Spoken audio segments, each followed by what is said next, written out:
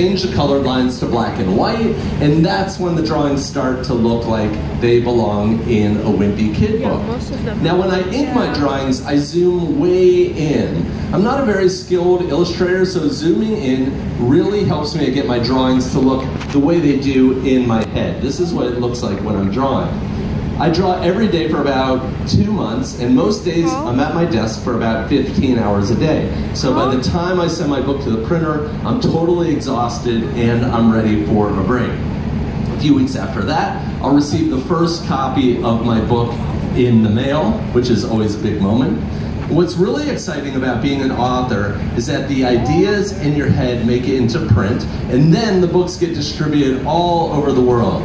Last year I visited Brazil, the UK, Italy, Taiwan, Japan, China, and South Korea, and now I'm here in Dubai, where kids have the book I dreamed up in a cemetery in Plainville, Massachusetts. And that's the miracle of publishing.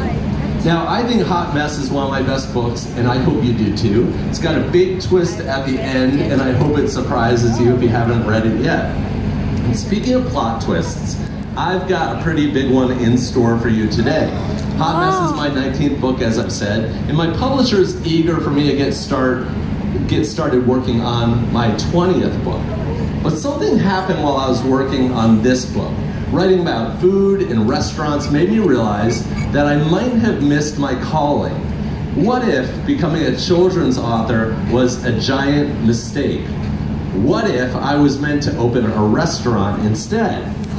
So I've decided that I'm going to do exactly. My books keep finding a new audience. And parents, thank you so much for taking your kids to an author event. You and your family could be doing just about anything right now, but you're here with me, and I so appreciate you. And I'm so excited to be back in Dubai for the second time. Last time I was here was 6 years ago, so I'm glad to be back. 6 years ago. So I wanted to thank the team at the Emirates Airline Festival of Literature for doing something a little out of the ordinary today. It's a big endeavor to stage a show at a literary festival. So thanks for giving me the chance to bring something different to your stage. Now, before our show kicks into gear, I wanted to tell you how the 19th book got started. Back in January of last year, I came up with the title for my new book, and given the state of the world, Hot Mess felt like it fit the bill.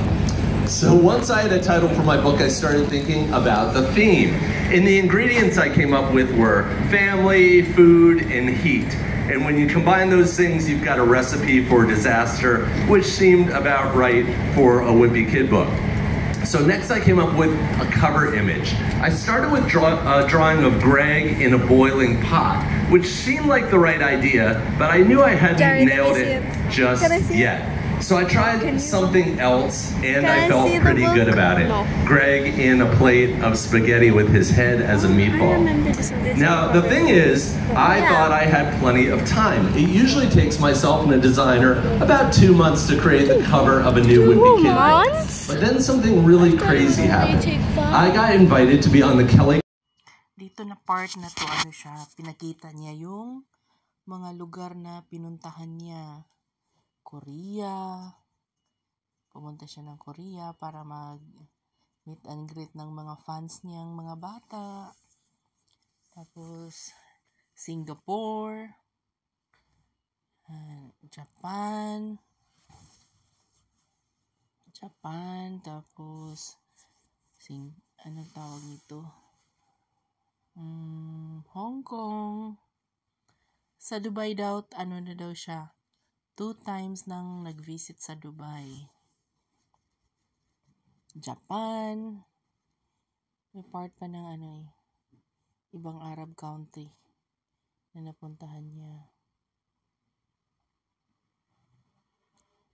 Mga lugar. India. Yan, nakapunta na rin siya ng India. UK.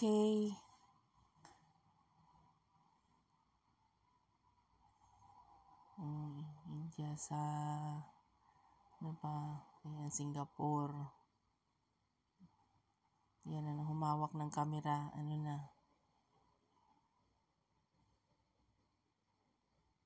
Yun. Hindi ata siya pumunta ng Pinas. Ano to, nakabike.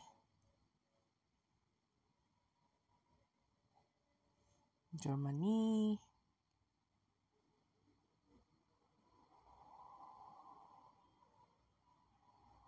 Ano ba yung Greenland?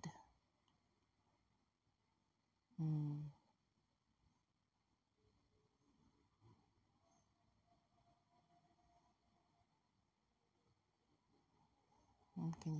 Gustong-gusto ng mga bata yung books niya. Wimpy Kid.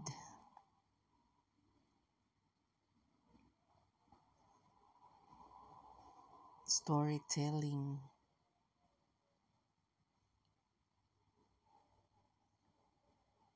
Yan. Hindi ko kasi maano yung sounds. Dito na part, picture-picture sila. Mga bata lang kasi yung yung may ticket yung dalawang parents lang, tapos mga bata na. So, yung nagdala sa kanila, yun yung pumasok mag-asawa. Tapos kami, naghantay na lang sa labas. Inaantok na. Tapos na to. Picture-picture na sila sa labas. Yan. Picture-picture. Ano na sila, masaya na. Na yung books nilang bit-bit may mga sign na. Jeff Kenny. Picture na. Nakalabas na sa hotel. Ano pala yung ginanap sa hotel sa Festival City?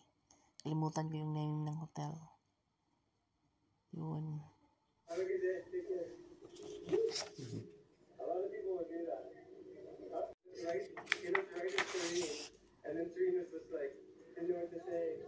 I jumped in with my last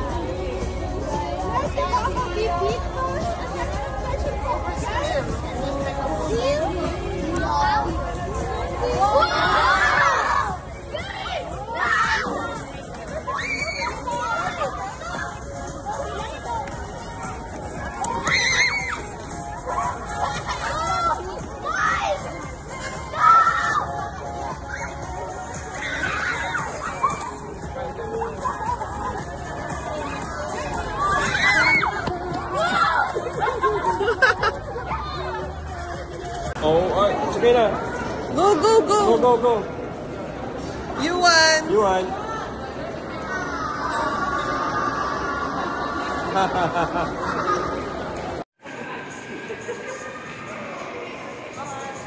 Ano lang, tatawagan ko yan.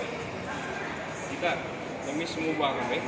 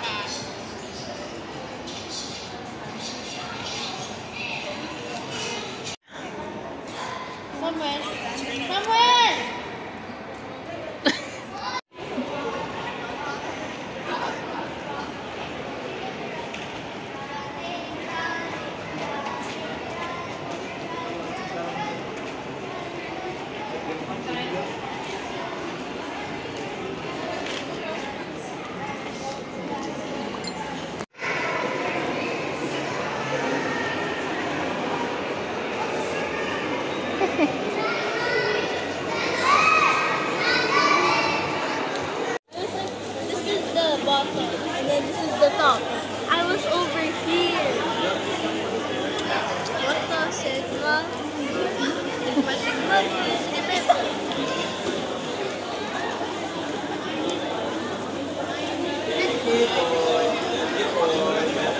Feels crunchy for some reason. Too much laway. Too much water. Yan ako sa Ate Jam, saka si Kuya Patrick. Hindi mabusan ng kwento.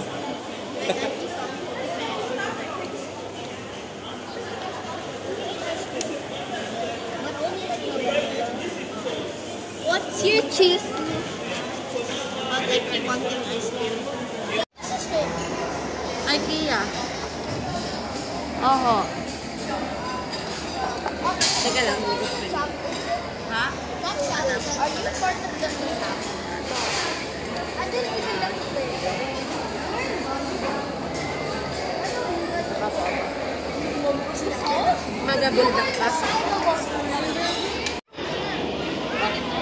Bye, Samuel. Bye, Ate Jana daw, uy. Bye, Samuel. Bye, Samuel. Samuel, bye. Bye, Beshies. Bye, mga Beshies.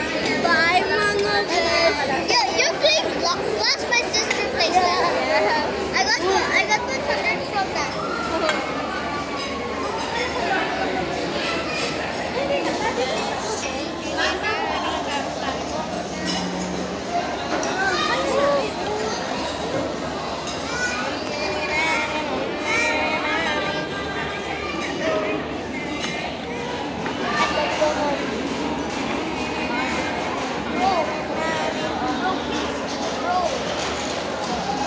Minang dadagwan siya.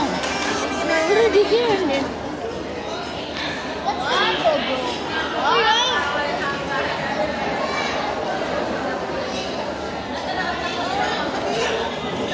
Yeah, kids think teenagers act like cool and stuff. So they act but teenagers, they actually act like upgrade to them. Bro, you know what Charlotte?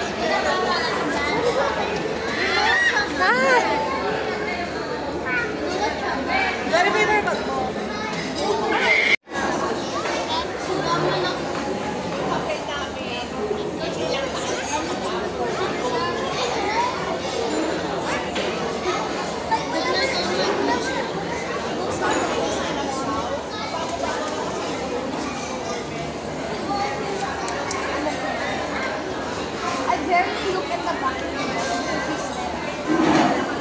So, ayun, pagkatapos, nagugutom, pumunta kami ng IKEA, sabay-sabay kumain. So, yun lang guys. Thank you for watching. God bless.